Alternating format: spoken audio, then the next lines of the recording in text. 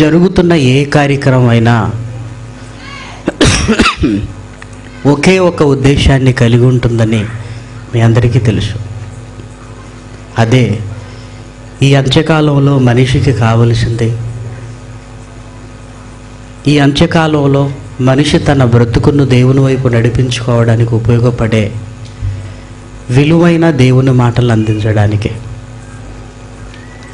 అందుకే ఈ నెలలో కూడా ఒక టైటిల్ వేయటం జరిగింది, బాప్తిస్మము పరలోక మార్గమా. ఇంచుమించు క్రైస్తవులైన ప్రతి వారు బాప్తిస్మాన్ని గురించి వినుంటారు, ఎక్కువ మంది తీసుకునే ఉంటారు. ఇప్పటికీ బాప్తిజం అనేది పరలోకానికి వెళ్ళడానికి అవసరమని అడిగేవారు కూడా లేకపోలేదు. ఎందుకంటే దానిని కూడా ఒక ఆచార సంబంధమైనదిగా చూసి నీటిలో మునగటం వల్ల మనకు ఒరిగేది ఏముంది, ఇది ఒక ఆచారంగా కనపడుతుంది కనుక దీని అవసరత ఏముంది అని అడుగుతూ యేసుక్రీస్తుతో పాటు సిలువ వేయబడిన దొంగలలో ఒకతను బాప్తిసం పొందలేడు కదండి అని బాప్తిస్మాన్ని గురించి అవసరం లేదన్నట్టుగా భావించేవారు కూడా ఉంటారు. ఎందుకంటే వాక్య విషయంలో మనిషికి ఇప్పటి వరకు ఏకాభిప్రాయం రాలేదండి. కొనే వస్తువుల విషయంలో, తినే ఆహార పదార్థాల విషయంలో, కట్టుకునే ఇల్లు విషయంలో, కట్టుకునే బట్ట విషయంలో, ఈ బ్రతుకులో మనిషికి ఏకాభిప్రాయం కుదిరిందే. అందుకే అప్పుడప్పుడు చెప్పే ఒక చిన్న ఉదాహరణను మీరు ఆలోచించాలి. ప్రపంచంలో చక్కెర రుచి ఎలా ఉంటుందని మీరు ఎవరిని అడిగినా తీయగానే కదండి ఉండేది అని అడుగుతారు. తీయగానే ఉంటుంది కదా అని చెప్తారు. చక్కెర గురించి అందరూ ఒకే సమాధానం చెప్తారు. అదేవిధంగా చింతపండు గురించి మీరు అడగండి, ప్రపంచంలో ఒకే సమాధానం, పుల్లగా ఉంటుంది కదండి అని. చక్కెర ఎలా ఉంటుందో అందరూ ఒకే సమాధానం చెప్తున్నారు. చింతపండు రుచి ఏంటో అందరూ ఒకే సమాధానాన్ని చెప్తున్నారు. కానీ బైబిల్ దగ్గరికి రాగానే ఎవరిని అడిగి మీరు చూడండి రకరకాలుగా చెబుతారు. ఎవరి సమాధానాలు వారివి, ఎవరి ఇష్టాలు వారివి. చక్కెర గురించి ప్రపంచం అంతా ఒకే మాట చెప్పినప్పుడు, పులుపు గురించి ప్రపంచం అంతా ఒకే మాట చెప్పినప్పుడు, ఈ 66 పుస్తకాలలో ఉంటున్న మాటల దగ్గరకు రాగానే మనిషికి ఏకాభిప్రాయం రాలేదండి. అలానే మనుషుల చేతుల్లో బైబిళ్ళు వేరువేరుగా ఉన్నవా అంటే అది కాదు. బైబిళ్ళు వేరువేరుగా లేవు. అందరి చేతుల్లో ఉంటున్న బైబిల్ ఒకటే, అందరు నమ్మిన దేవుడు ఒకడే. కానీ అందరి చేతుల్లో బైబిళ్ళున్నా, అందరి విశ్వాసం ఒక్కటైనా, నమ్మకాల విషయానికి రాగానే ఒక్కొక్కరు ఒక్కొక్క విధంగా నమ్మకాలలోకి వెళ్ళిపోయారు. ఇదేనండి ఈరోజు క్రైస్తవ్యాన్ని పట్టి పీడిస్తున్న చీడంటారో పీడంటారో ఏమంటారో అనండి. ఇంకా వాక్యంలో ఐకమత్యాన్ని కోల్పోయారు. వాక్యంలో ఏకాభిప్రాయానికి రాలేకపోయారు. అందుకే ఎవరికి తోచినట్టుగా వారు చెప్పుకోవడానికి ఇష్టపడ్డారు. ఇంకా కష్టమైన పదం ఏంటో చెప్పమంటారా? ఎవరి సిద్ధాంతాలు వారివి, ఎవరి కట్టడలు వారివి, ఎవరి పండుగలు వారివి, ఎవరి ప్రతిష్ఠ దినోత్సవాలు వారివి. అంటే సరిహద్దులు గీసుకుని బ్రతుకుతున్నారండి ఈరోజు సమాజంలో. అందుకే వాక్యంలో ఉంటున్నది ఎవరి నమ్మకాలు వారికి ఇష్టమైనట్టుగా మాట్లాడుకుంటూ, సమాజంలో ఉంటున్న మూఢనమ్మకాలు ఎంత భయంకరమైనవో క్రైస్తవ్యంలో కూడా వాక్యములో లేని నమ్మకాలు మూఢనమ్మకాల కంటే భయంకరమైనవి. మూఢనమ్మకాల కంటే భయంకరమైనవి. అందుకే బాప్తిస్మాన్ని గురించి మీరు ఆలోచించండి. ఒకరు తల ముంచితే చాలు అంటారు, మరొకరు జెండా కింద నుంచి వెళ్ళిపోతే చాలు అంటారు, మరికొంతమంది చిలకరిస్తే చాలు అంటారు. చూసారా పద్ధతులు. బైబిల్లో అందరి దగ్గర ఒకే ఉన్నప్పుడు అందరికీ ఒకే విధంగా ఎందుకు అర్థం కాలేదు? పరిశోధన లేదు, వాక్యం పట్ల గౌరవం లేదు, దేవుడంటే ఇష్టం లేదు. అందరూ చెప్పింది నేనెందుకు చెప్పాలనుకున్నారేమో ఒక్కొక్కరు ఒక్కొక్క రకంగా చెప్పటం ప్రారంభించారండి. వాళ్ళు చెప్పింది నేనెందుకు చెప్పాలనుకున్నారు అంతే.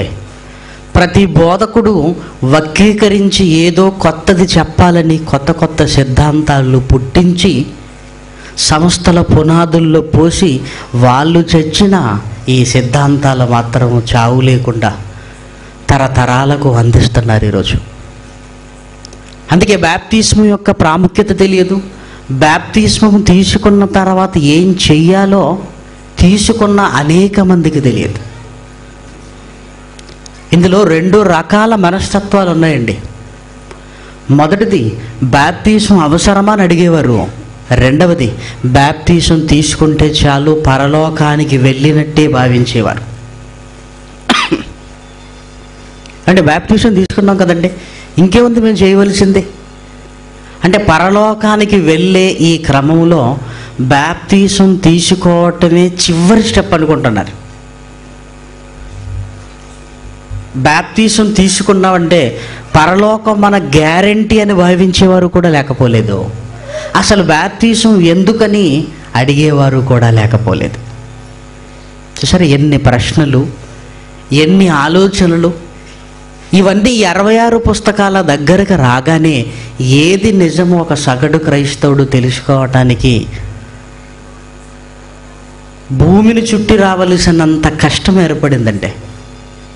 ఒక్కటే ఉందనుకోండి, అదే నిజం అనుకుంటారు అబద్ధం లేకపోతే. ఇప్పుడు అబద్ధాల మధ్య నిజం ఉండేసరికి ఏది నిజమో తెలుసుకోవటానికి కష్టపడవలసిన పరిస్థితుల మధ్య ఈరోజు క్రైస్తవ్యం కొట్టుమిట్టాడుతుంది. ఎందుకంటే లేఖనాల పరిశోధన అంటే ఎగరటం, దూకటం, మధ్య మధ్యలో అరుపులు, కేకలు, స్టేజి మీద గుంజిలు వేయటాలు ఇవేమి ఉండవు. ఎందుకంటే క్రైస్తవ సభలంటే ఇంచుమించు ఏరోబిక్ క్లాస్ను తలపించే విధంగా ఉన్నాయండి మధ్యకాలంలో. ఏరోబిక్ అంటే తెలుసు కదా, మ్యూజిక్తో కలిపి డ్యాన్స్ చేయటం. ఇదో ఎక్సర్సైజ్ వచ్చిందండి, ఇదో ఎక్సర్సైజ్.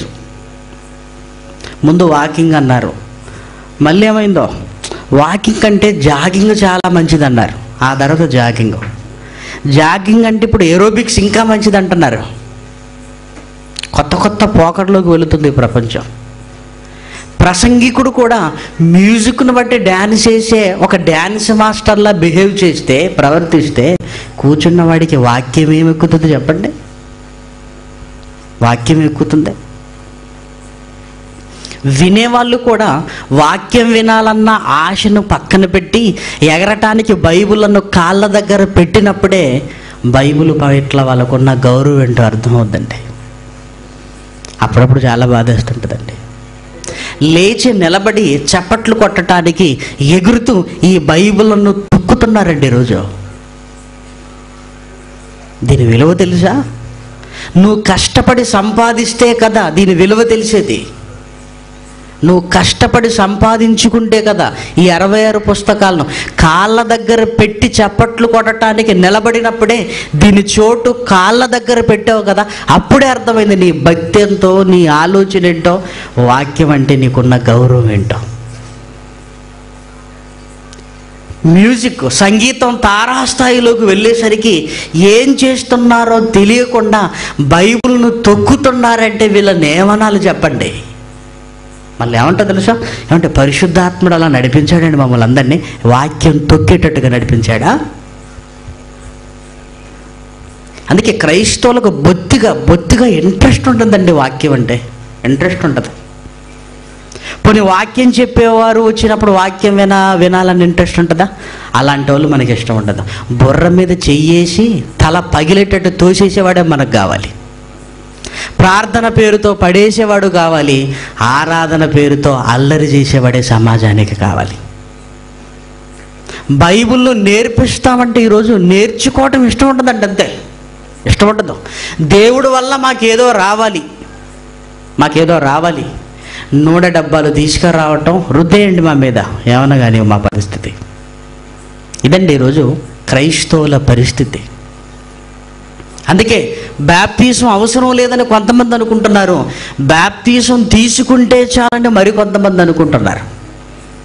ఏది ప్రారంభమో ఏది పరిపూర్ణమో ఇది తెలియకపోవటం వల్ల ఇవన్నీ జరిగేటివి. అందుకే ఏదో ఆశించో ఏదో మెప్పు పొందాలని బోధ చేయటం లేదు. అస్తవ్యస్తమైన సమాజాన్ని చూసిన తర్వాత చచ్చేంతలోపు దేవుని వాక్యాన్ని రుచి చూపించి చావాలనుకున్న వారే బైబిల్ ఓపెన్ సిటీ ఇండియా ఇంటర్నేషనల్లో ఉన్నవారు. ఈ దొంగల్లా మాట్లాడగలిగితే కోట్లు సంపాదించేవాడు జయశాలి పిడి సుందర్రావు గారు. కోట్లు అవసరం లేదు. చచ్చి పట్టుకెళ్ళలేని ఈ పైసల కోసం పరలోకానికి మనల్ని తీసుకెళ్ళే ఈ 66 పుస్తకాలని మార్చేంత దౌర్భాగ్యపు పరిస్థితి అసలు మనిషికి రాకూడదండి. తింటే ఎంత, తినకపోతే ఎంత, కష్టం వస్తే ఎంత, నష్టం వస్తే ఎంత, నీ కష్టాలకు, నీ కన్నీళ్లకు, నీ అవసరాలకు బైబిల్ను మార్చే హక్కు నీకెవరిచ్చారు? బైబిల్ను మార్చి చెప్పే హక్కు నీకెవరిచ్చారు? అందుకే వెనకాల మాట్లాడటం నేర్చుకున్నారు. అందుకే మన మహాసభలలో, Bible open city India international సభలలో బహిరంగ సవాలు విసిరణ వచ్చి మాట్లాడలేకపోతున్నారంటే దాని అర్థం ఏంటో తెలుసా? వాక్యం మాకు రాదు అని ఒప్పుకుంటున్నారు. అందుకే ప్రియమైన దేవుని పిల్లలారా, ఈ మాటల గురించి తీవ్రంగా మనం ఆలోచించగలిగితే బాప్తిస్మాన్ని గురించి యేసుక్రీస్తు చెబుతున్న ఒక అద్భుతమైన మాటను చూసిన తర్వాత ముందుకెళ్దాం మనం. యోహాను సువార్త 3వ అధ్యాయము, యోహాను సువార్త 3వ అధ్యాయము 1వ వచనం నుంచి చూడండి. యోహాను సువార్త 3వ అధ్యాయము 1వ వచనం నుంచి బైబిల్ని చదువుకుందాం. యోహాను సువార్త 3వ అధ్యాయము 1వ వచనం నుండి. యూదుల అధికారి అయిన నికోదెమను పరిసయ్యుడు ఒకడుండెను. అతడు రాత్రి అందు ఆయన యొద్దకు వచ్చి, బోధకుడా, నీవు దేవుని యొద్ద నుండి వచ్చిన బోధకుడు అని మేము ఎరుగుదుము. దేవుడు అతనికి తోడై ఉంటేనే గాని నీవు చేయుచున్న సూచక క్రియలను ఎవడునూ చేయలేడని ఆయనతో చెప్పాను. అందుకు యేసు అతనితో, ఒకడు క్రొత్తగా జన్మించితేనే గాని అతడు దేవుని రాజ్యము చూడలేడని నీతో నిశ్చయముగా చెప్పుచున్నానెను. బాప్తిస్మాన్ని గురించి మాట్లాడుతున్నాడు ఆయన. సలహాగా చెప్పటం లేదు. ఒకడు క్రొత్తగా జన్మించితేనే గాని, ఈ జన్మ తల్లి గర్భంలో నుంచి భూమి మీదకి రావటం కాదు. నీటి మూలముగా జన్మించాలి, ఆత్మ మూలముగా జన్మించాలి. నీటి మూలంగా ఎందుకు జన్మించాలి, ఆత్మ మూలంగా ఎందుకు జన్మించాలని ఒకవేళ మీరు అనుకుంటే, మనిషిలో రెండు ఉన్నాయి. ఒకటి ప్రకృతి సంబంధమైనది, రెండవది ఆత్మ సంబంధమైనది. ఈ దేహం మట్టిలో నుంచి వచ్చింది, ప్రకృతి సంబంధమైంది. ఈ దేహాన్ని నడిపిస్తున్న శక్తి, మహాశక్తి స్వరూపం ఆత్మ, అది దేవుడిలో నుండి వచ్చినది. రెండున్నాయి గనక ఈ రెండు రకాలుగా జన్మించాలి. నీటి నుంచి పుట్టినది నీటి వల్ల జన్మించాలి, ఆత్మ వల్ల పుట్టినది ఆత్మ వల్ల జన్మించాలి. అందుకే 5వ వచనం మీరు చూడగలిగితే, యేసు ఇట్లా, నేను ఒకడు నీటి మూలముగాను ఆత్మ మూలముగాను జన్మించితేనే గాని దేవుని రాజ్యంలో ప్రవేశింపలేడని నీతో నిశ్చయముగా చెప్పుచున్నాను. శరీర మూలముగా జన్మించినది శరీరమును, ఆత్మ మూలముగా జన్మించినది ఆత్మ అన్నాడు. ఈ శరీరం ప్రకృతి సంబంధమైన నీటిలో మునగటం వల్ల శరీరం జన్మిస్తుంది. నువ్వు తీసుకున్న బాప్తిసం ద్వారా పరిశుద్ధాత్ముడు నీలోకి వస్తున్నాడు గనక నీ ఆత్మ నూతనపరచబడుతుంది. అందుకే శరీర మూలముగా జన్మించినది శరీర మూలముగా, ప్రకృతి సంబంధమైన ఈ శరీరము ప్రకృతిలో ఉంటున్న ఈ నీటి వల్ల మళ్ళీ జన్మించాలి. ప్రకృతి సంబంధమైంది కాదు ఆత్మ, ఇది పరలోక సంబంధమైంది. పరలోక సంబంధమైన ఆత్మ నిత్య నూతనంగా మారటానికి పరలోకం నుంచి దిగి వచ్చిన పరిశుద్ధాత్ముడు మీలోకి రావటం వల్ల ఆ ఆత్మ నూతన పరచబడుతుంది. అందుకే బాప్తిస్మం కావాలి అంటున్నాడు. దీన్ని సలహాగా చెప్పటం లేదండి, ఆజ్ఞగా చెబుతున్నాడు ఆయన, ఆజ్ఞగా చెబుతున్నాడు. మార్కు సువార్త 16వ అధ్యాయం, మార్కు సువార్త 16వ అధ్యాయము 16వ వచనాన్ని చూడండి. మార్కు సువార్త 16వ అధ్యాయము 16వ వచనం. నమ్మి బాప్తిస్మము పొందినవాడు రక్షింపబడును, నమ్మని వానికి, నమ్మనివాడు బాప్తిస్మము పొందడు, నమ్మనివాడు బాప్తిస్మము పొందడు గనుక వానికి శిక్ష విధింపబడును. అంటే నమ్మినవాడు ఖచ్చితంగా బాప్తిస్మం పొందాలి అంటున్నాడు. నమ్మి బాప్తిస్మం పొందినవాడు, నమ్మినవాడు ఖచ్చితంగా బాప్తిస్మం పొందుతాడు. నమ్మి బాప్తిస్మము పొందనివాడు, నమ్మి బాప్తిస్మము పొందనివాడు నమ్మనివాడే. దేవుడు అంటే నాకు చాలా ఇష్టం అండి, బాప్తిస్మం మాత్రం నేను తీసుకోనండి. ఇది మాయమాట, మనల్ని మోసం చేసే మాట. నేను దేవుణ్ణి నమ్ముతున్నాను కానీ బాప్తిస్మం మాత్రం తీసుకోనండి అంటే నువ్వు నమ్మనట్టే. ఎందుకు? నమ్మిన ప్రతి వాడు బాప్తిస్మము పొందుతాడు. నువ్వు నమ్మావనడానికి రుజువే బాప్తిస్మం. దేవుణ్ణి నేను నమ్మాను కనండి బాప్తిస్మం తీసుకోనంటే నువ్వు నమ్మనట్టే. చూసారా? ఇంకా మత్తయి సువార్త 28వ అధ్యాయం, మత్తయి సువార్త 28వ అధ్యాయం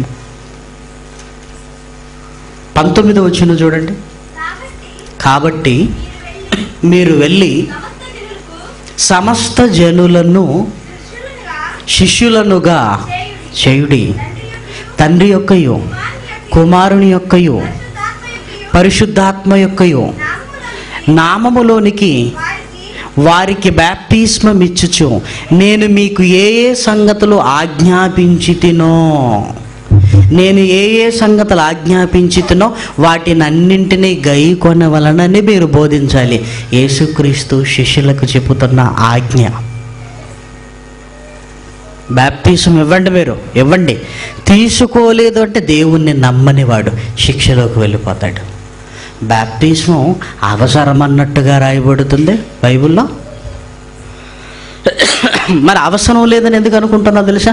ఈ మాటలు చూడరు, శిలువ మీద ఉన్న దొంగను చూస్తారు. దొంగను చూడకపోతే వాక్యం చూస్తాడా? మీకు అర్థమైందా? ఇన్ని మాటలు బైబిల్లో ఉన్న వీటిని ఆలోచించాడు. ఎందుకయ్యా బాప్తిస్మం తీసుకోవద్దు అనుకుంటున్నావంటే, మరి దొంగ తీసుకున్నాడా చెప్పండి. నువ్వు దొంగవా? అవకాశం లేదయ్యా ఆయనకి అవకాశం లేదు, అందుకే తీసుకోలేదు. తీసుకోమని చెప్పిన ఇన్ని మాటలను పట్టించుకోరు. ఎవరికో ఇచ్చాడట, అలాగే ఈయనకు కూడా ఇస్తానని మరి ఎక్కడ చెప్పాడో. పోనీ యేసుక్రీస్తే తీసుకున్నాడు కదా అని ఆలోచించాడు. మళ్ళీ ఆలోచించాడు, నాకు దొంగే కావాలి. ఆయన గురించి నీకెందుకు? అంటే మనకి ఏది ఇష్టమో బైబిల్లో అలాంటి సందర్భాలను తీసుకుని మాట్లాడుకుంటున్నటువంటి మానవ నైజం. తల దించాలి, వాక్యం చదవగానే తల దించాలి. పేతురు గారు మేమేం చేయాలి అని అడిగారండి. ఏం చేయాలి? మీరు బాప్తిస్మం తీసుకోవాలి. అలాగే అంటే బాప్తిస్మం అనేది అవసరమైనట్టుగా, ఆజ్ఞ అయినట్టుగా పరలోకానికి రావాలంటే నిత్యముగా ఈ భూమి మీద నువ్వు పాటించవలసిన దేవుని మాటగా మనకు కనపడుతుంది. ఇది చాలా అవసరం. ఇప్పటి వరకు నేను తీసుకోలేదు కదా అని ఒకవేళ మీరు అనుకుంటే అసలు పరలోకానికి మీరు చాలా దూరంగా ఉన్నారు. పరలోకం అన్న పదం అసలు మీ నోటికుండా అనటానికి అర్హత కూడా లేదు మీకు. ఎందుకంటే బాప్తిస్మం అనేది మొదటి మెట్టు. పరలోక రాజ్యానికి వెళ్ళే క్రమములో నమ్మి బాప్తీసం పొందిన తర్వాత విశ్వసించి పాపక్షమాపణ నిమిత్తము నువ్వు వెయ్యవలసిన మొదటి అడుగు ఆ మొదటి అడిగే వెయ్యని మనకి అసలు పరలోకాన్ని గురించి ఆలోచించే అర్హత ఉందా మనకి? కాబట్టి ప్రియమైన దేవుని పిల్లలారా, నమ్మకండి. ఎవరో ఏదో చెప్పారని అన్ని నిజాలు అనుకునే మనసు మనకు ఉండదు. ఒక చక్కెర గురించి అందరిని అడగండి, ఒకటే చెబుతారు. కానీ బైబిల్ గురించి అందరిని అడగండి, ఒక్కొక్కరు ఒక్కొక్క రకంగా చెబుతారు. అందుకే ఈ 66 పుస్తకాలను చూసి ఆలోచించి నేర్చుకోవటం మనకు అలవాటుగా మారాలి. కాబట్టి బాప్టిజం అవసరం. అది మొదటి మెట్టుగా, మొదటి నువ్వు తీసుకోవలసిన, పాటించవలసిన మొదటి నియమంగా మనకు కనపడుతుంది. మొదటి నియమంగా అంటే బాప్టిజం పరలోకానికి మార్గమే ఖచ్చితంగా. అమ్మయ్య, మేమందరం బాప్టిజం తీసుకున్నాం, ఓ పని అయిపోయింది అనుకుంటున్నారా? తీసుకునే వాళ్ళు కంగారు పడాలి చూసినాం. ఇప్పుడు తీసుకున్నాం మనం, అమ్మయ్య బాప్టిజం తీసుకున్నాను కదా ఇంకేంటని ఒకవేళ మీరు అనుకుంటున్నారేమో. బాప్టిజం తీసుకున్న తర్వాత ఇంకేమీ లేదా? ఇది మనకు తెలియాలి. ఇప్పుడు బాప్టిజం తీసుకున్న తర్వాత ఇంకేమీ లేదా? ఇంకా చెయ్యవలసింది ఏమీ లేదా? ఇక దేవుడి కోసం జరిగించవలసింది ఏమీ లేదా? ఇక మనం బ్రతుకును కాపాడుకోవటానికి ఇక మనం చెయ్యవలసింది ఏదీ లేదా? ఇది క్రైస్తవ్యానికి ప్రాముఖ్యంగా తెలియవలసిన, అతి జాగ్రత్తగా నేర్చుకోవలసిన విషయం అండి. ఎందుకంటే బాప్టిజం దగ్గరకు వచ్చి ఆగిపోయారు. ఈరోజు సమాజంలో బోధలు కూడా దేవుణ్ణి నమ్మించి బాప్టిజం దగ్గరికి తీసుకురావటం వరకు కష్టపడుతున్నారు, పర్వాలేదు. మరి ఈ కష్టం ఎందుకు పడుతున్నారంటే విదేశాల వాళ్ళు డబ్బులు ఇవ్వటానికి బాప్తిస్మాల లిస్టు ఫోటోలు అడుగుతారు గనక చేస్తున్నారేమో. కానీ మొత్తానికైతే బాప్టిజం వరకు తీసుకొని వస్తున్నారండి. మంచిది, వెరీ గుడ్. మరి బాప్టిజం తీసుకున్న తర్వాత ఏం చేయాలి? ఇది సరిపోతుందా? బాప్టిజం తీసుకున్న తర్వాత నేను బ్రతికిన 10 సంవత్సరాలు, 15 సంవత్సరాలు, 20 సంవత్సరాలు, 30 సంవత్సరాలు నేనేం చెయ్యాలి? బాప్టిజం తీసుకున్నాం కదా ఇంకేంటంటారా? బాప్టిజం తీసుకున్నంత మాత్రాన మీరు పరలోకానికి వెళతారా? Next point. పరలోకానికి వెళ్ళాలంటే బాప్టిజం తీసుకోవాలి, అందులో ఎలాంటి డౌట్ లేదు, ఎలాంటి ప్రశ్న లేదు. కానీ బాప్టిజం తీసుకొని ఆ తర్వాత చేయవలసినవి ఇంకేమైనా ఉన్నవా? బాప్టిజం తీసుకున్నంత మాత్రాన నువ్వు పరలోకానికి వెళతావా? అంటే వాక్యాన్ని ఈరోజు సమాజానికి నేర్పించడం చాలా కష్టమండి. ఎందుకంటే అబద్ధాలు ఎన్నో ఉంటుండగా అతి జాగ్రత్తగా సత్యాన్ని నేర్పించవలసిన పరిస్థితి ఏర్పడింది. ఎందుకంటే చెప్పేంతవరకు వినరు. బయటికి వెళ్ళి ఇదిగో బాప్టిజం అవసరం లేదటండి. అసలు విన్నావా? నీకేమన్నా అర్థమైందా? ఇప్పుడు మనం మాట్లాడుతున్న విషయం ఏంటంటే బాప్టిజం మాత్రం తీసుకొని ఆ తర్వాత దేవుడి కోసం బ్రతికే క్రమం ఉంది. ఇంకా నీకు ఒక 10 సంవత్సరాల జీవితం ఉంది, ఇంకొక 20 సంవత్సరాల జీవితం ఉంది. తీసుకున్న తర్వాత నువ్వేం చేయాలి? తీసుకున్నాను గనక నా ఇష్టానుసారంగా నేను బ్రతుకుతాను, బాప్టిజం తీసుకున్నాను గనక పరలోకానికి వెళతాను అనుకుంటున్నావా? ఎందుకంటే చాలామందికి ఈ ధైర్యం కూడా ఉందండి.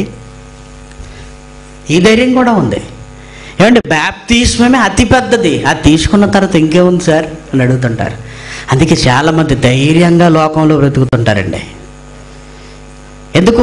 బాప్టిజం తీసుకున్నాను, ఆదివారం రొట్టె ద్రాక్ష రసం తీసుకుంటున్నాను, అప్పుడప్పుడు పండగలకు చందాలు ఇస్తున్నాను, నెలకు ఒకసారి ఇంట్లో గృహకూడిగా పెడుతున్నాను, సంవత్సరానికి ఒకసారి బట్టలు పంచుతున్నాను, అందరికీ విందిస్తున్నాను, ఇంకేంటండి అనుకునేవారు కూడా లేకపోలేదు.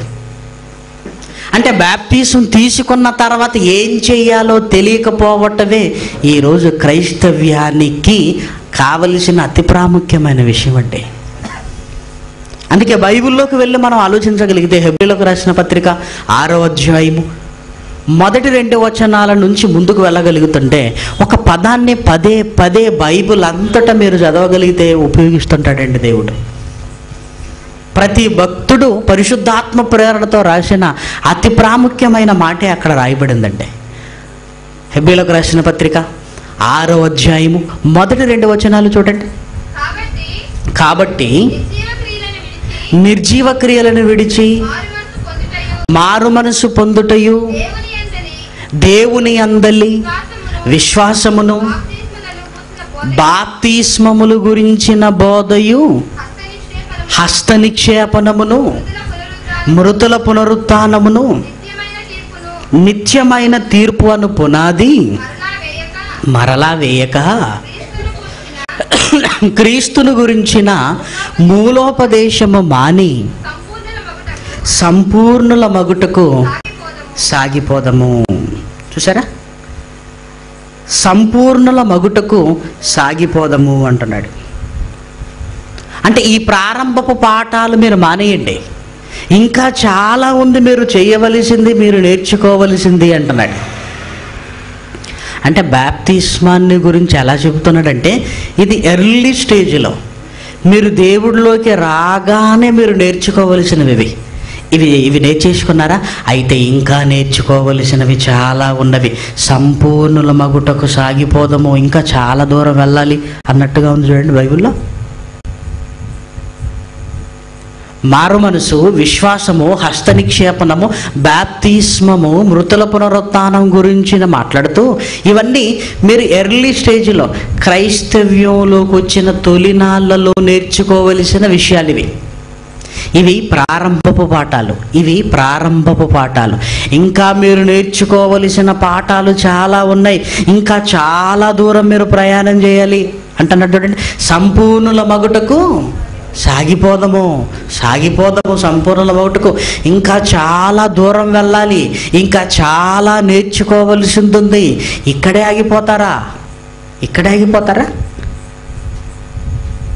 అంటే వీటిని గురించి ఆలతో పోలిస్తే ఆల తర్వాత ఇక చదివేలేదండి.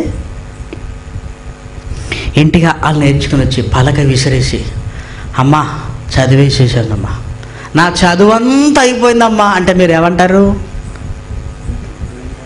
ఏమనాలో ముందు గట్టిగా నవ్వుతామండి మనం. వాడికి ఏం చెప్పాలి? అక్షరాలు నేర్చుకొని వచ్చి పలక విసిరేసి అమ్మయ్య నా చదువు అయిపోయిందమ్మా అంటే మీకు ఎలా ఉంటుంది చెప్పు రియాక్షన్? ఒరే ఇంకా చాలా ఉందిరా, నీకు తెలిసింది ఇది ఎల్కేజీ, యూకేజీ 1, 2, 3, 4, 5 ఆ తర్వాత వీడికి అర్థం అవుతుంటుందండి, విసుకొస్తుంటుంది. ఇంకా బడి అంటే ఏడుపు పొందుకుంటాడు. ఎప్పుడు బంధువులు వస్తారా అని ఉంటుందండి పిల్లలకి. ఎందుకు? వాళ్ళ హడావుడిలో పడేసి వీళ్ళని బడికి తయారు చేయకుంటుంటే అంతే మాకు 10,000 అనుకుంటుంటారు. అంతసేపు స్కూల్లో అలిసిపోయి వచ్చినా ఇంటికి వచ్చినప్పుడు భలే హుషారుగా వస్తారండి.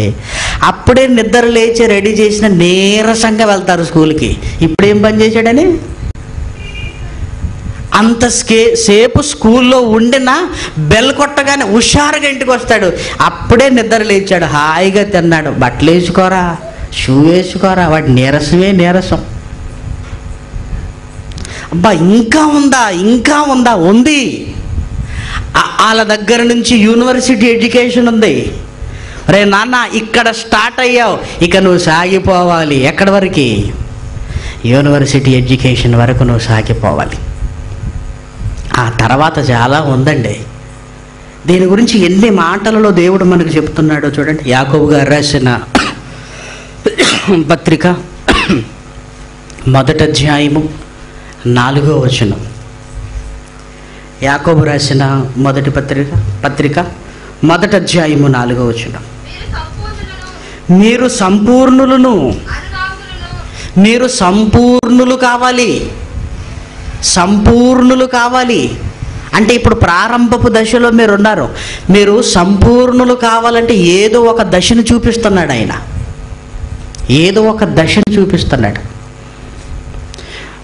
ఒక కాయని మీరు చూసినప్పుడు, ఒరే ఇది పరిపక్వం కాలేదు, ఇది ఇంకా పండుగ మారలేదు, తినలేం మనం, కాయగా ఉంది. చెట్టుకు కాసిన ఆ కాయకి 2 దశలు ఉన్నాయి. నువ్వు తినే దశ అది పరిపక్వమైన దశ. ఇప్పుడు సీతాఫలాల సీజన్ అండి. చాలామంది అంటుంటారు సీతాఫలాలు నోరు వేయండి, అవి దేవుని ఫలాలు అన్నాను మొన్ననే. అది దైవ ఫలాలు, దేవుడిచ్చిన ఫలాలు. చూసే దశ ఒకటి, తినే దశ ఒకటి. తినే దశ ఒకటి. చూడటానికి బాగున్నది కాయగా ఉందనుకో, నువ్వు తినలేవు. ఇంకో దశ ఉంది, అది పండుగా మారిన దశ ఉంది. నీకు కూడా ఉంది. ప్రారంభపు దశ ఉంది, నీకు పరిపూర్ణ దశ ఉంది. భక్తిలో నీ ఆకారంలో శిశు దశ ఉంది, వృద్ధాప్యపు దశ ఉంది. జీవితపు ప్రారంభపు దశ శిశు దశ, జీవితపు ముగింపు దశ, అది పరిపక్వమైన దశ వృద్ధాప్యపు దశ. కాయకు రెండు పరిస్థితులు కనపడుతున్నాయి, మన శరీరానికి రెండు పరిస్థితులు కనపడుతున్నాయి. నీ భక్తిలో కూడా రెండు ఉన్నాయి. ఒకటి ప్రారంభపు దశ, ఆ తర్వాత నువ్వు ఎదిగి నీ పరిపక్వత దశ.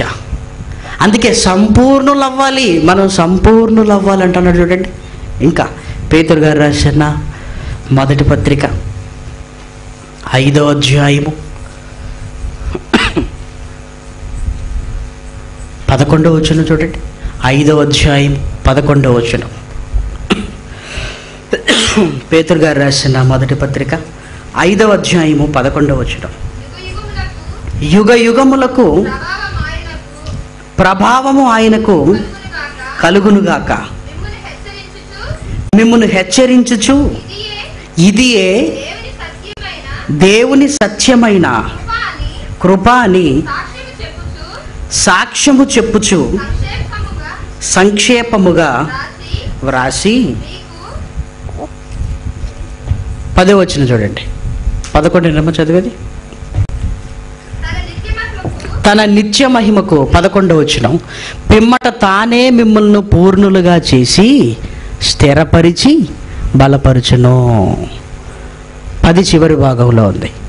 పిమ్మట తానే మిమ్మల్ని పూర్ణులుగా చేసి ప్రారంభపు దశ నుంచి పరిపూర్ణ దశలోకి మిమ్మల్ని తీసుకెళ్తాడు దేవుడు.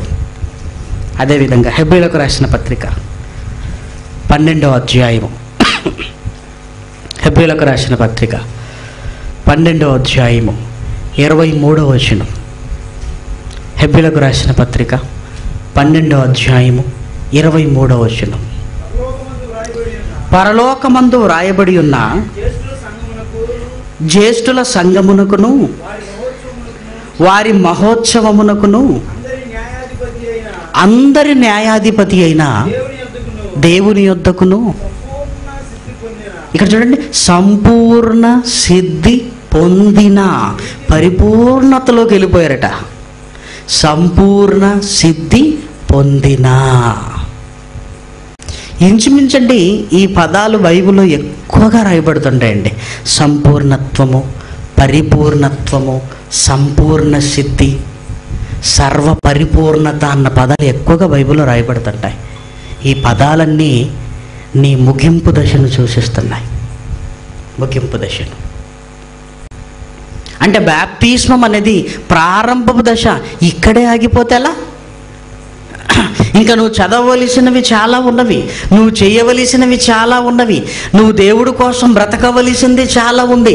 ఇక్కడే బాప్తిసం పరలోక మార్గమని ఇక్కడే నువ్వు ఉంటే మరి పరిపూర్ణతలోకి ఎప్పుడు వెళ్ళిపోతావు? సంపూర్ణ సిద్ధి పొందిన ఆత్మలు అన్నారు, వాళ్ళు పరిపూర్ణతలోకి వెళ్ళిపోయారు. ఇంకా చాలా చాలా చేయవలసిన ప్రయాణం ఉందండి, ప్రయాణం ఉంది. అందుకే చాలామంది సింపుల్గా మాట్లాడతారండి. ఏమండి బాప్టిజం తీసుకున్నానండి, ఓ పని అయిపోయిందండి అంటే ఆ తర్వాత ఇక ఏమీ లేదన్నట్టుగా మాట్లాడుతుంటారు, ఇంకేమీ లేదన్నట్టుగా మాట్లాడుతుంటారు.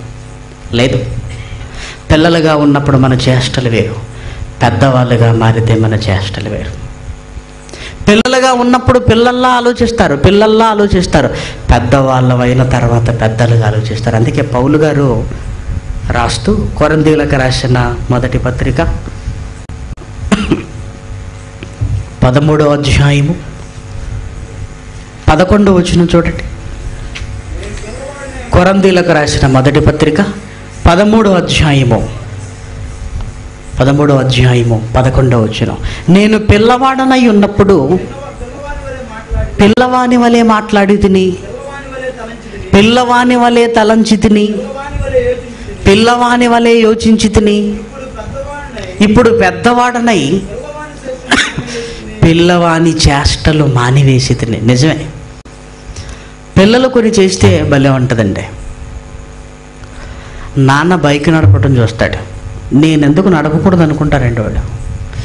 ఇప్పుడు నా బైక్ ఏంటని ఆలోచించి సబ్బట్ పక్కకి విసిరేసి, సబ్బు ఉంటుంది కదా సోప్ కేస్, ఆ సబ్బును బయటికి విసిరేసి ఇప్పుడు వాడే స్టార్ట్ చేస్తాడు దాన్ని.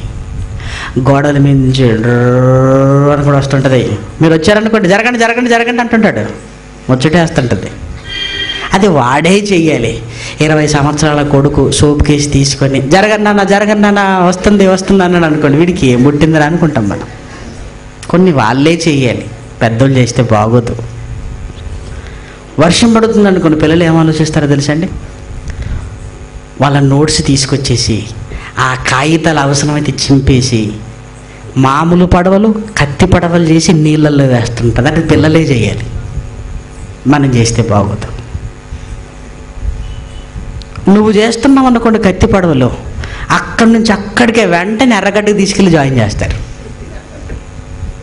వీడితో పోర్ట్లో పనిచేసినట్టు పడవల మేకింగ్లో ఉన్నాడని వీడి పరిస్థితి ఏంటి అని.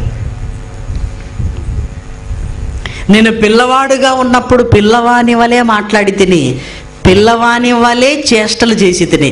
ఇప్పుడు పెద్దవాడనయ్యాను, నేనేం చేశాను? పిల్లవాని చేష్టలు మానివేశాను. మానేయాల్సిందే, మానివేయాలి. అంటే ఇప్పుడు పెద్దవాని చేష్టలు ఏంటి? నాన్న నీకు ఆరోగ్యం ఎలా ఉంటుంది? ఈ మధ్యలో ఏదో దగ్గుతూ కనపడుతున్నాడు నాన్న. పెద్ద కుమారుడుగా వాడి చేష్టలు. ఎందుకు నాన్నంత డల్గా ఉన్నాడు? ఏంటి నాన్న ఓకే ఏదో ఆలోచిస్తావు? రెస్ట్ తీసుకో, మా కోసం కష్టపడింది చాలు నాన్న. మహారాజుగా ఉండు నాన్న, నీకంటే నేను ఉన్నాను కదా. ఆ మాటలు తండ్రి విని ఆశ్చర్యపోతాడండి. ఏవే ఈరోజు పెద్దోడే అన్నాడో తెలుసా? అబ్బా, వాడు అన్న మాట చూస్తుంటే వాడు పెద్దోడైపోయాడండి. ఆ మాటలండి. ఏంటమ్మా ఎందుకు డల్గా ఉంటున్నా? నేను లేను, నీకేమవుద్దమ్మా? ఆ మాట చూడండి, పెద్దతనం వచ్చేసినట్టుగా మాట్లాడటం. అది పౌలు గారు అదే అంటున్నాడు. పిల్లవాడిగా ఉన్నప్పుడు పిల్లవాడిలా ఆలోచించి తిని, పిల్లవాడి చేష్టలు చేసి తిని. ఇప్పుడు పెద్దవాడనయ్యాను, పిల్లవాడి చేష్టలు మానేశాను. ఇది బాగా మనసులో పెట్టుకోండి. ఇప్పుడు మళ్ళీ హెబ్రీలకు రాసిన పత్రిక 6వ అధ్యాయము మొదటి 2 వచనాలు మళ్ళీ చదువుకుందాం. హెబ్రీలకు రాసిన పత్రిక 6వ అధ్యాయము మొదటి 2 వచనాలు. కాబట్టి నిర్జీవ క్రియలను విడిచి మారు మనసు పొందుటయు, దేవుని యందలి విశ్వాసమును, బాప్తిస్మముల గురించిన బోధయు, హస్త నిక్షేపణమును, మృతుల పునరుత్థానమును, నిత్యమైన తీర్పు అను పునాది మరలా వేయక, క్రీస్తును గురించిన మూలోపదేశము మాని సంపూర్ణులవుతూ పిల్లవాని చేష్టలు మాని ఇప్పుడు పెద్దల్లా ఆలోచించాలన్నట్టుగా చూడండి ఆ మాటలు. పిల్లవాళ్ళమా? అవునండి. బాప్టిజం తీసుకున్న రోజు నువ్వెవరు? పిల్లవాడివే కదా. నువ్వు క్రొత్తగా జన్మించావు. క్రొత్తగా జన్మించినప్పుడు నీ చేష్టలు అలానే ఉంటాయి. ఆమెనంటే ఏంటి బ్రదర్ అడుగుతారు. Very good. అప్పుడే పుట్టాడు కనుక చిన్నవి మరి అన్నీ నేర్చుకోవాలి. అది ఎంతకాలం? కొద్ది కాలం. ఆ తర్వాత పిల్లవాని చేష్టలు మానేయాలి అంటే ప్రారంభంలో నేర్చుకున్న ఈ మాటలలోనే జీవితాంతం ఉండటం కాదు. ప్రారంభంలో నువ్వు నేర్చుకున్న మాటల్లోనే జీవితాంతం ఉండటం కాదు. అక్కడి నుంచి పెద్దవాళ్ళుగా ఆలోచించే స్టేజ్కి మీరు వెళ్ళిపోవాలి. అందుకే సంపూర్ణుల మగుటకు సాగిపోదము అన్నట్టు. అంటే ఏంటన్నమాట సంపూర్ణత్వం అంటే? మళ్ళీ కొలసీలకు రాసిన పత్రిక 1వ అధ్యాయము, కొలసీలకు రాసిన పత్రిక 1వ అధ్యాయము 28వ వచనం చూడండి. కొలసీలకు రాసిన మొదటి అధ్యాయము 28వ వచనం. ప్రతి మనుషుని క్రీస్తునందు సంపూర్ణుడుగా చేయటం అంటే ఏంటో చూడండి, కింద చెప్తున్నాడు. ఆయన ఎదుట నిలవబెట్టవలనని సమస్త విధములైన జ్ఞానముతో మేము ప్రతి మనుషునికి బుద్ధి చెప్పుచు, ప్రతి మనిషినికి మేము బోధిస్తున్నాం. సమస్త విధములైన జ్ఞానాన్ని వాడికి ఇప్పుడు నేర్పించాలి. అది సంపూర్ణత్వం. ప్రారంభంలో విశ్వాసం అంటే ఏంటి, బాప్తిసం అంటే ఏంటి, మృతుల పునరుత్థానం అంటే ఏంటి, బాప్తిసాన్ని గురించిన బోధ ప్రారంభంలో చేయవలసింది. అది ప్రారంభపు బోధ. అక్కడి నుంచి సంపూర్ణ మొగుటకు సాగిపోవటం ఏంటంటే ప్రతి మనిషికి బుద్ధి చెప్పేలా, సమస్త విధములైన జ్ఞానాన్ని నేర్చుకున్న వాడిగా ఈ సమాజానికి దేవుని ఉనికిని చాటించేవాడిగా నువ్వు మారిపోవాలి. ప్రారంభంలో నీకు కొన్ని తెలుసు, పరిపూర్ణత్వంలో నీకు అన్నీ తెలుసు. అంటే ప్రారంభం నుంచి పరిపూర్ణత్వంలోకి సాగిపోవటం అంటే ఈ 66 పుస్తకాలను నేర్చుకోవడం అన్నమాట. 66 పుస్తకాలను నేర్చుకోవడం ప్రియమైన దేవుని పిల్లలారా. బాప్తిసం తీసుకున్న తర్వాత దేవుడు నీపై పెట్టిన భారం. అందుకే ఏమన్నాడు తెలుసా? తిమోతి గారికి రాసిన మొదటి పత్రిక 2వ అధ్యాయము 4వ వచనం చూడండి. తిమోతి గారికి రాసిన మొదటి పత్రిక 2వ అధ్యాయము 4వ వచనం. ఆయన మనుషులందరూ రక్షణ పొంది సత్యమును గురించిన అనుభవ జ్ఞానము కావాలి. బాప్తిసం పొందిన తర్వాత, రక్షణను నువ్వు స్వీకరించిన తర్వాత, రక్షణలోకి నువ్వు వచ్చిన తర్వాత మూల పాఠాలలో నుంచి అనుభవంలోకి నువ్వు వెళ్ళిపోవాలి. అంటే బైబిల్లో ఎన్నో సంగతులను నేర్చుకోవాలి. క్రీస్తునందు నిలవబెట్టడం అంటే సంపూర్ణులుగా చేసి ప్రతి జ్ఞానాన్ని గురించిన సంగతులు నీకు తెలియాలి. బాప్తిసం తీసుకున్న తర్వాత నీ పని, నీ ప్రారంభపు దశ నుంచి నీ పరిపూర్ణత్వంలోకి వెళితే నువ్వు నేర్చుకోవలసిన సంగతులు పెరిగాయండి.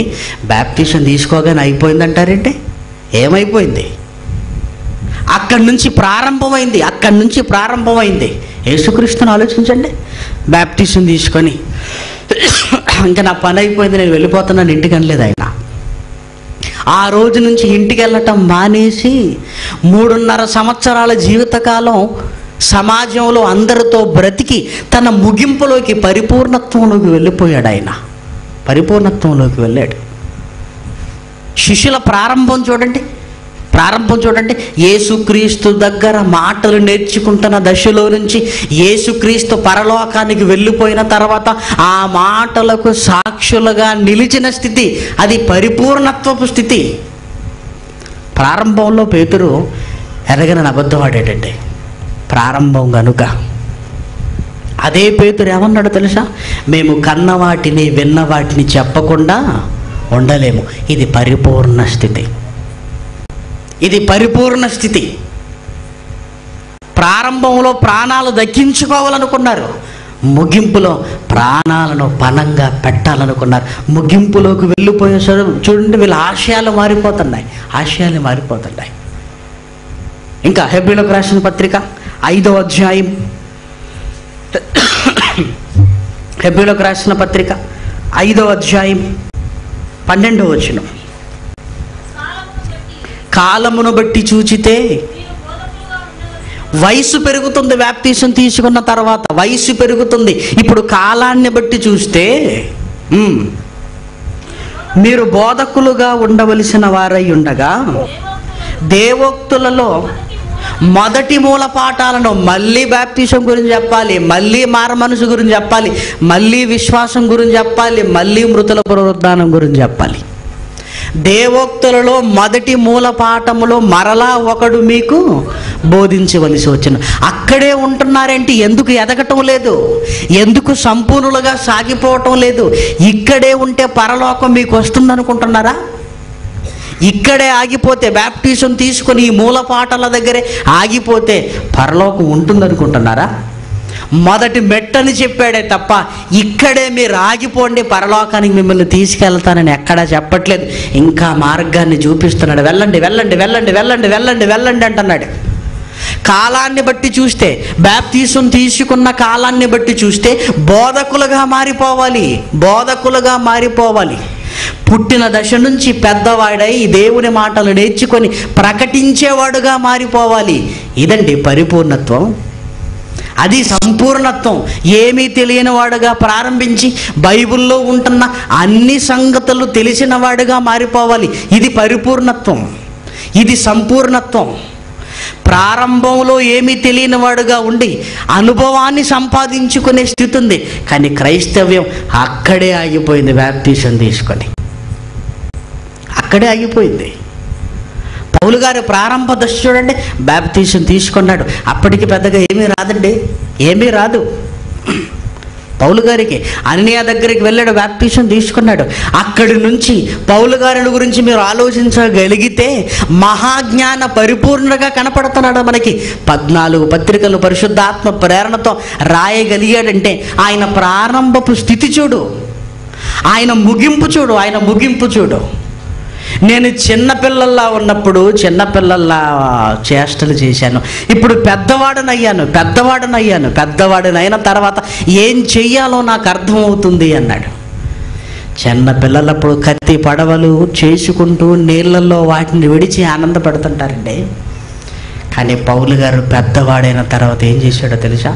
కొరింథీయులకు రాసిన పత్రిక చూడండి, కొరింథీయులకు రాసిన 2వ పత్రిక, పౌలు గారి యొక్క ముగింపు దశ, పరిపూర్ణత్వంలోకి వెళ్ళిపోయిన తర్వాత. కొరింథీయులకు రాసిన 2వ పత్రిక 11వ అధ్యాయము 24వ వచనం.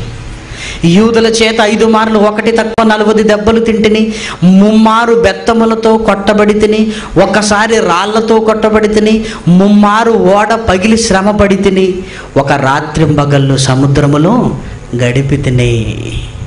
చిన్నగా ఉన్నప్పుడు పడవలు చేసుకునే స్థితిలో నుంచి దేవుని కొరకు ఈ వాక్యాన్ని తీసుకుని వెళ్ళటానికి పడవలెక్కే స్థితిలోకి వెళ్ళిపోయాడు. పౌలు గారిదంతా పడవ ప్రయాణమే.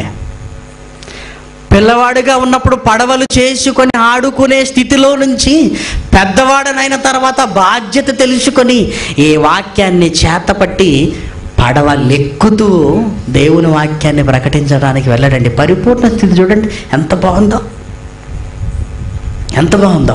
ఓడ పగిలి శ్రమ పడితేనే అంటే సువార్త ప్రకటన కోసం పడవలెక్కే స్థితిలోకి వచ్చాడు. పిల్లవాడిని చేష్టలు మానేశాడు. యేసుక్రీస్తుని చూడండి, ప్రారంభంలో తల్లిదండ్రుల చాటున యెరూషలేముకు వెళ్ళి కనబడుతున్న మహానుభావుడు. ఆ తర్వాత ఆయన ముగింపు ఏంటో తెలుసా? శిలువ మీద ఆఖరి ప్రాణాన్ని వదిలేశాడు. శిష్యుల ముగింపు ఏంటో తెలుసా? దేవుడి కోసం ప్రాణాలు వదిలేశారు. బాప్టిజం తీసుకున్నప్పుడు అప్పుడే నువ్వు పుట్టావు, అక్కడి నుంచి నువ్వు ఎదగాలి, వాక్యంలో ఎదగాలి, దేవుడి కోసం చెప్పటంలో ఎదగాలి, దేవుని పని చేయటంలో ఎదగాలి, దేవుడి కోసం త్యాగం చేయటంలో ఎదగాలి, అన్నింటిలో ఎదగాలి. అన్నింటిలో ఎదిగిన నిన్ను అప్పుడు దేవుడు పిలిచే పిలుపు పరిపూర్ణుడని పిలుస్తాడు. నాయనా నువ్వు సంపూర్ణుడివి అని పిలుస్తాడు. ఎందుకు? అక్కడి నుంచి ఇక్కడికి రావటానికి కష్టపడ్డావు. అదండి పరిపూర్ణత్వంలోకి వెళ్ళటం అంటే పరలోకానికి వెళ్ళగలిగిన స్థితిలోనికి మిమ్మల్ని మీరు మార్చుకోవటం. వాళ్ళ దగ్గరనే చదివైపోయింది అనుకుంటే ఎంత వెర్రితనమో, బాప్టిజం తీసుకోగానే నా పని అయిపోయిందంటే అంతే వెర్రితనం. అప్పుడు పుట్టిన నువ్వు ఎదగాలి. అత్తెరలో మీటింగ్ జరుగుతున్నప్పుడు వెళ్ళాం. ఓ మనిషిని ఎవరన్నా టైటిల్, ఒక ఆవిడ కొడుకుని తీసుకొచ్చింది, ప్రార్థన చేయండి అంతే.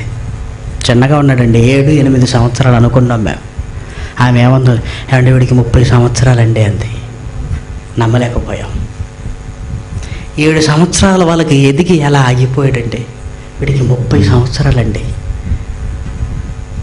వాడి శరీరం చూస్తే చిన్న పిల్లవాడిలా ఉన్నాడండి, 30 years. ఏంటమ్మా అన్నప్పుడు ఇంకేం చెప్పమంటారా నా బాధ. నా కొడుకు ఎదగలేదు. ఎదిగిన కొడుకులు 30 సంవత్సరాలప్పుడు చెట్టంతా ఉండవలసిన కొడుకు ఇలా అయిపోయాడు ఏంటండి, బాధపడుతుందండి. ఎదగకపోతే ఏ తల్లి, ఆడపిల్ల ఎదగకపోతే తల్లి భరించగలదా? లేదు. నా పిల్లలు నా కళ్ళ ముందు ఎదగాలి. బ్యాప్టిజం తీసుకున్నావు కదా, వెరీ గుడ్. నువ్వు ఆ రోజు పుట్టావు, ఆ రోజు నుంచి నీ ఎదుగుదలేంటి? 5 సంవత్సరాలకు వచ్చి ఆగిపోయింది నీ ఎదుగుదల. 10 సంవత్సరాలకు వచ్చి నీ ఎదుగుదల ఆగిపోయింది. 15 సంవత్సరాలకు వచ్చి నీ ఎదుగుదల ఆగిపోయింది. అప్పుడు నేర్చుకున్న మాటలే, ఆ తర్వాత నేర్చుకున్న మాటలేంటి? అప్పుడు చేసిన పనులే, ఆ తర్వాత చేసిన పనులేంటి? అంటే దేవుడికి మనం ఎలా కనపడుతున్నామంటే వయసు ముదిరింది, ఎదుగుదల లేదు. భక్తిలో, వాక్యంలో, పనిలో, త్యాగంలో ఎదుగుదల లేదండి. పరిపూర్ణలు కాలేకపోయాం. అందుకే కాలాన్ని బట్టి చూస్తే ఎన్నో సంగతులు సమాజానికి చెప్పవలసిన మీరు మళ్ళీ మీకు చెప్పాలి అంటే వాళ్ళ దగ్గర నుంచి మీరు దాటడం లేదు. వాళ్ళంత ఇష్టమయ్యాయి మీకు, అక్కడి నుంచి మీరు ఎదగటం లేదు అంటున్నాడు. బాప్తిస్మం అనేది నువ్వు ఎదుగుదలకు ప్రారంభం. ఆ తర్వాత ఎంతో దూరం ఉంది ప్రయాణం, ఎంతో దూరం ఉంది. మరి బాప్తిజం తీసుకున్నాం కదంటారా? అవును, వాళ్ళలో జాయిన్ అయ్యావు. ఆ తర్వాత నువ్వు చేయవలసిన చాలా కార్యక్రమాలు ఉన్నాయి. చూడండి, అపోస్తలుడైన పౌలు గారు తీతు గారికి రాసిన పత్రిక, అపోస్తలుడైన పౌలు గారు తీతు గారికి రాసిన పత్రికలో మనం పొందిన బాప్తిస్మాన్ని గురించి చెప్తున్నాడు. 2వ అధ్యాయము 14 వచనం చూడండి. ఆయన సమస్తమైన దుర్నీతి నుండి మనలను విమోచించి సత్క్రియలయందు ఆసక్తి కలిగిన ప్రజలను తన కోసము పవిత్రపరుచుకొని, సమస్తమైన దుర్నీతి నుంచి నిన్ను విమోచించాడు. ఎలా? నువ్వు పొందిన బాప్తిసం ద్వారా పాపక్షమాపణ పొందావు. ఎందుకు నీకు ఇచ్చాడో తెలుసా? సత్క్రియల యందు ఆసక్తి గలవాడిగా నువ్వు డెవలప్ అవ్వాలని. ఇక్కడ నుంచి నా పిల్లలు సత్క్రియలలోకి సాగిపోవాలి అనుకుంటున్నాడు. పరిపూర్ణత్వంలోకి వెళ్ళిపోవాలి, ప్రాణాలిచ్చే స్థితిలోకి వెళ్ళిపోవాలి, త్యాగాలు చేసే స్థితిలోకి వెళ్ళిపోవాలని తన కుమారుడైన యేసుక్రీస్తు జీవితాన్ని చూపించిన, పౌలు గారిని గురించి నేర్పించిన, అపోస్తలుల గురించి అపోస్తల కార్యములు చూపించిన, అక్కడే ఆగిపోయిందండి క్రైస్తవ్యం. ఎవరండి సత్క్రియల గురించి ఆలోచించేది? పైగా ఏమంటారు తెలుసా, వీళ్ళకి ఎక్కడా పని లేదు. ఏమన్నా అంటే లేఖనాల పరిశోధన అంటారా బాబోయ్ అనుకుంటున్నారు. మేమంటే మీరు బాబోయ్ అంటున్నారు, మీరు అనకపోతే నరకంలో అయ్య బాబోయ్ అనాలి. మీరు పని లేక కాదు, ఇదే పని, పరిపూర్ణత్వంలోకి వెళ్ళే పని. అన్నింటిలో నువ్వు వాక్యంలో ఎదగాలి, క్రియలలో ఎదగాలి, త్యాగంలో ఎదగాలి, దేవుని మాటలు చెప్పటంలో ఎదగాలి, కార్యక్రమాల్లో ఎదగాలి. అది పరిపూర్ణత్వాన్ని సూచించేది. అది అప్పుడండి పౌలు గారు ఆఖరిలో ఏమని, అమ్మయ్య నా విశ్వాసాన్ని కాపాడుకుంటేనే ఇక మీదట నా కొరకు నీతి కిరీటం ఉంచబడింది. అపోస్తలుడైన పౌలు గారు తిమోతి గారికి రాసిన 2వ పత్రిక 4వ అధ్యాయము 7వ వచనం చూడండి. 7వ వచనం, మంచి పోరాటము పోరాడి తిని, నా పరుగు కడముట్టించి తిని, నా విశ్వాసాన్ని కాపాడుకుంటుని, ఇక మీదట నా కొరకు నీతి కిరీటం ఉంచబడి ఉన్నది. అది ఇన్ని చేశాడు, మధ్యలో ఇన్ని చేశాడు. బాప్తిసం తీసుకొని అన్నయ్య దగ్గరనే కూర్చోలేదు. తనకివ్వబడిన కాలంలో పోరాటం చేశాడండి. పోరాటం నా విశ్వాసాన్ని కాపాడుకుంటుని నేను మంచి పోరాడాను. అప్పుడు అంటున్నాడు బాప్తిసం తీసుకోగానే నాకు పరలోకం వచ్చేసింది అనటం లేదు. తీసుకున్న తర్వాత దేవుడి కోసం బ్రతికి ప్రారంభ పాఠాలలో నుంచి పరిపూర్ణత్వంలోకి వెళ్ళి అప్పుడు అంటున్నాడు, అమ్మయ్యా అమ్మయ్యా నేను వెడలిపోతున్నాను, ఇక నీతి కిరీటము నా కొరకు ఉంచబడి ఉన్నది అంటున్నాడు. బెత్లెహేములో పుట్టిన యేసుక్రీస్తు తనకివ్వబడిన జీవిత కాలంలో తండ్రి పనిలో కొనసాగుతూ శిలువకు వెళ్ళే ముందు అంటున్న మాట, పరిపూర్ణ దశలోకి వెళ్ళిపోయిన తర్వాత అంటున్న మాట, తండ్రి నువ్వు నాకు అప్పగించిన పని పరిపూర్ణంగా నేను నెరవేర్చాను, పరలోకాన్ని నాకు ఇవ్వవా? అప్పుడు అడుగుతున్నాడు పరలోకం. బాప్టిజం తీసుకొని ఒడ్డుకు రాగానే పరలోకాన్ని ఇచ్చేయి ప్రభువా అనలేదు. ప్రారంభం కదా, ప్రారంభం. పేతురు గారిని చూడు, అబద్ధం ఆడిన పేతురు గారే మనకు తెలుసు. కన్న వాటిని విన్న వాటిని చెప్పకుండా ఉండలేనన్న పేతురు గారు తెలియదు, మనకి తెలియదు. ప్రారంభంలో చూసి పేతురేంటి ఇలా నువ్వు అన్నాడు అనుకుంటున్నావు, కానీ అపోస్తల కార్యంలో పేతురు గారు చెప్పిన మాట చూస్తుంటేనండి, ఆ మాట చదివితేనే వాళ్ళ పరిపూర్ణ దశ ఎంత బాగుందో మనకు అర్థమవుతుంది. అపోస్తల కార్యములు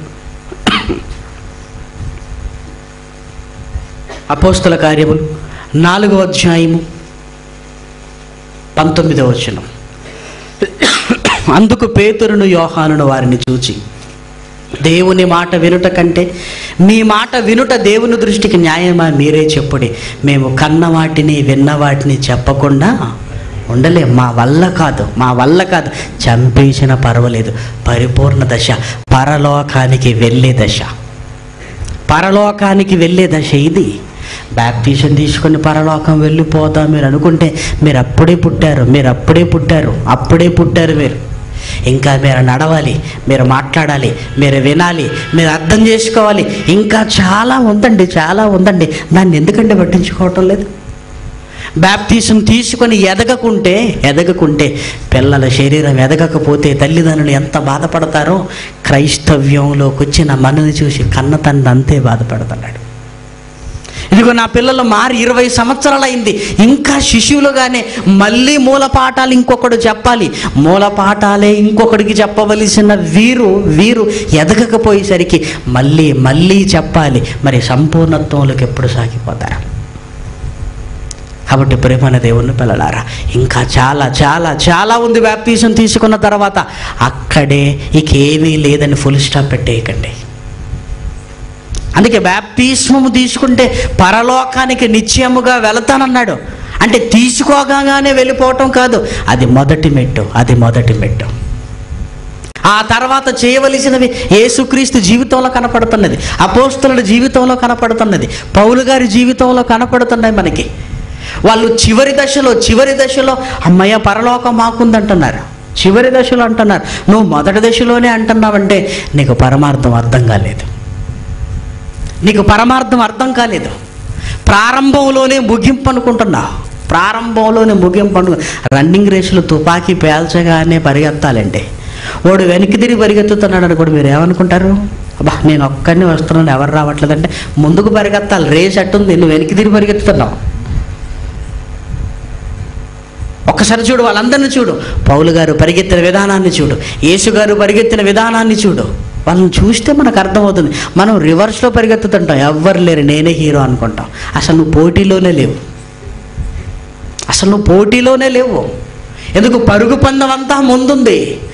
తుపాకీ పేలగానే వెనక్కి తిరిగి పరిగెత్తుతున్నావంటే అసలు నువ్వు పోటీదారుడివే కాదు. కాబట్టి ప్రియమైన దేవుని పిల్లలు, మిమ్మల్ని గాయపరచాలని కాదు, మిమ్మల్ని ఏదో బాధ పెట్టాలి అంతకంటే కాదు. ఇప్పుడు పడుతున్న బాధ కంటే నరకానికి మీరు వెళితే ఎంతకంటే 1,000,000 రెట్లు బాధపడతారు. అందుకే మన జీవితాలు బాగుపడాలి. సంవత్సరాలు గతిస్తున్నాయి. సంవత్సరాలు పుట్టినరోజులు జరుపుకుంటూ ఆయుష్ను పెంచుకుంటున్నావే తప్ప భక్తిని పెంచుకుంటున్నారా? వాక్యాన్ని పెంచుకుంటున్నారా? దేవుడి కోసం చేసే కార్యక్రమాలను పెంచుకుంటున్నారా? జ్ఞానాన్ని పెంచుకుంటున్నారా? ఎందులో డెవలప్ అవుతున్నారు? మీరు ఎందులో డెవలప్ అవుతున్నారు? సంపూర్ణంలోకి సాగిపోదాం అన్నాడు, మధ్యలోనే ఆగిపోయి పరలోకం అంటే చదువు పూర్తిగా అంతే, సర్టిఫికెట్ ఇవ్వరే.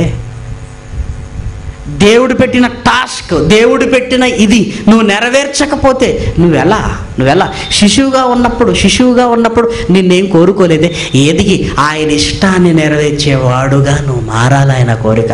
అందుకే స్పష్టంగా చెప్పాడండి ఆయన మాట, నా తండ్రి ఇష్టాన్ని నెరవేర్చిన వాడికే పరలోకం, బాప్తీసం తీసుకున్న వాడికి కాదు.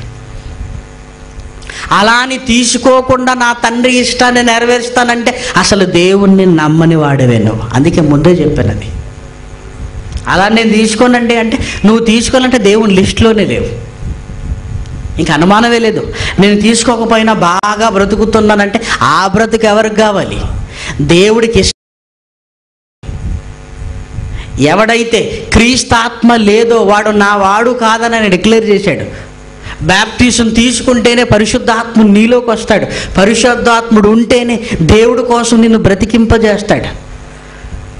కాబట్టి పరిశుద్ధాత్మను కలిగిన వాడుగా నువ్వు తిరిగి జన్మించిన వాడుగా ఎక్కడి వరకు ఎదగాలి? తండ్రి ఇష్టాన్ని నెరవేర్చే అంత దశకి వెళ్ళాలి. తండ్రి ఇష్టాన్ని, కుటుంబాన్ని పోషించే అంతగా ఒక కొడుకుగా ఎదిగావే, ప్రయోజకుడు అయ్యావే. అలాగే తండ్రి ఇష్టాన్ని నెరవేర్చే అంత ప్రయోజకుడు కావాలి. అది పరిపూర్ణ దశ, నువ్వు పరలోకానికి వెళ్ళే దశ. అది నువ్వు పరలోకానికి వెళ్ళే దశ. ప్రయోజకత్వం అంటారు చూసారా? చదువుతున్నప్పుడు ఎవరు ప్రయోజకుడు అయ్యాడండి అనరు. ఏం చదువుతున్నారంటే ఎంత అబ్బా భలే ప్రయోజకుడు అయ్యారని ఎవరు అనరు. బాగా చదువుకోరా అంటారు. ఏం చేస్తానన్నా? ఉద్యోగం వచ్చింది, వెరీ గుడ్, ప్రయోజకుడు అయ్యారు, నువ్వు కష్టపడ్డావు కనుకనే ఇది వచ్చిందంట. అది ప్రయోజకత్వాన్ని సూచన. బైబిల్లో ప్రయోజకత్వానికి సూచన ఏంటో తెలుసా? తండ్రి ఇష్టాన్ని నెరవేర్చే స్థాయిలోకి వచ్చావు నువ్వు అంటే నువ్వు ప్రయోజకుడు అయ్యావు, పరలోకానికి దగ్గర అయ్యావు, నువ్వు సంపూర్ణత్వంలోకి వచ్చావు, నువ్వు పరిపూర్ణుడుగా మారుతున్నావు. అది నువ్వు పరలోకానికి వెళ్ళే దశ. బాప్తీసం తీసుకోగానే పరలోకానికి వెళ్ళరు. బాప్తీసం తీసుకున్న తర్వాత మళ్ళీ నువ్వు లోకంలో కలిసిపోతుంటే అది ప్రయోజకత్వమా? బాప్తీసం తీసుకున్న తర్వాత తీసుకొని వాడు ఎలా బ్రతుకుతున్నాడో నువ్వు కూడా అలా బ్రతుకుతున్నావంటే అది ప్రయోజకత్వం. నిన్ను పరలోకానికి తీసుకెళ్తుందా బ్రతుకు? తీసుకున్న తర్వాత తాగే అలవాటు ఉన్నవారు చాలామంది ఉన్నారు. తీసుకున్న తర్వాత అబద్ధాలు ఆడేవారు చాలామంది ఉన్నారు. తీసుకున్న తర్వాత దేవుడు అంటే గిట్టని వాడుగా మారిపోయిన వారు ఉన్నారు. అప్పుడు ఆ బాప్తీసం అనేది వాళ్ళకు ప్రయోజనకరమా? ఎందుకు పనికిరాదు. అందుకే శిశువుగా ఉన్నామని దాని అర్థం. అక్కడి నుంచి ఎదగండి. ఎంతవరకు? యేసుక్రీస్తులా ఎదగాలి, పౌలులా ఎదగాలి, అపోస్తులలా ఎదగాలి. నేను కన్న వాటిని విన్న వాటిని చెప్పకుండా ఉండలేను. ప్రస్తుతానికి నేను చెప్పలేను బ్రదర్ అనాలి.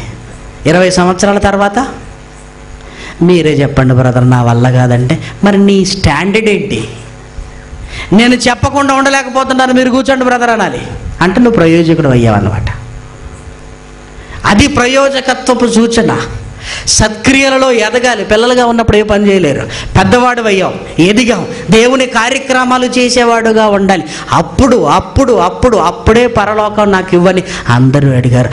ఆ దశ నువ్వు పరలోకానికి వెళ్ళే దశ. అర్థం చేసుకోండి ఈ పాఠాన్ని. ప్రార్థన చేసుకుంటామండి.